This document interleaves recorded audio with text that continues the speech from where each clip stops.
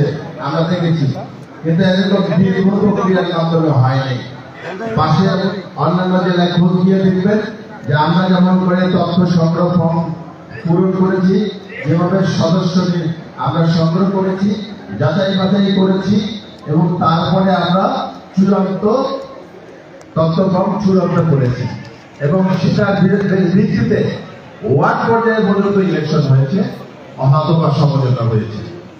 এরপর আমরা আওয়ামী ফ্যাসিস্ট সরকার এবং আওয়ামী লীগ, যুবলীগ, ছাত্রলীগ, যারা যারা আছে স্বেচ্ছাসেবক লীগ, ইভেন পুলিশ লীগ, এদের বিভিন্ন বাধা বিপত্তি অতিক্রম করে আমরা ইউনিয়ন পর্যায়ে সম্মেলন করেছি।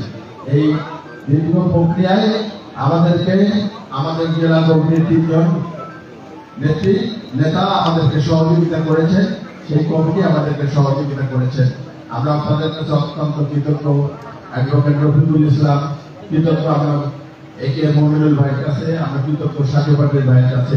তারা অনেক সময় দিয়েছেন, অনেক পরিশ্রম করে সেই লালমনিরহাট থেকে বর্ষা বাদলে এসেও আমাদের মাঝে উপস্থিত ছিলেন এবং ওয়ার্ড পর্যায় থেকে শুরু করে ইউনিয়ন পর্যায় পর্যন্ত সব সম্মেলনে তাদের উপস্থিতি ছিল। এই জন্য আমরা তাদের কাছে কৃতজ্ঞ এবং ধন্যবাদ জানাই। সেই প্রক্রিয়ার অংশ হিসাবে আজকে একটু বিলম্বে হলেও আমাদের পাটগ্রাম উপজেলার এই সম্মেলন অনুষ্ঠিত হলো। অনেকে অনেক পরিশ্রম করেছেন।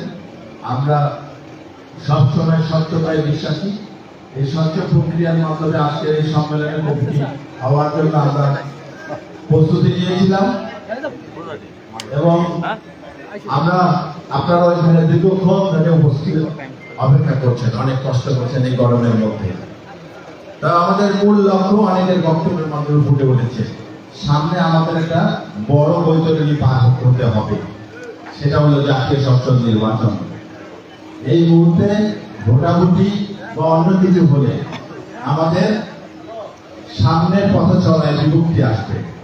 সেই চিন্তা থেকে আজকে যারা প্রার্থী এবং আপনাদের মতামতের ভিত্তিতে আপনারা আস্থা রেখেছিলেন যে আমাদের উপরে, আমার উপরে আস্থা রেখেছিলেন, আমার অভিভাবকের উপরে আস্থা রেখেছিলেন, আমরা একটা সিদ্ধান্তে উপস্থিত হয়েছি। আপনারা কষ্ট করে সারাদিন থাকলেন, এই জন্য অনেক ধন্যবাদ।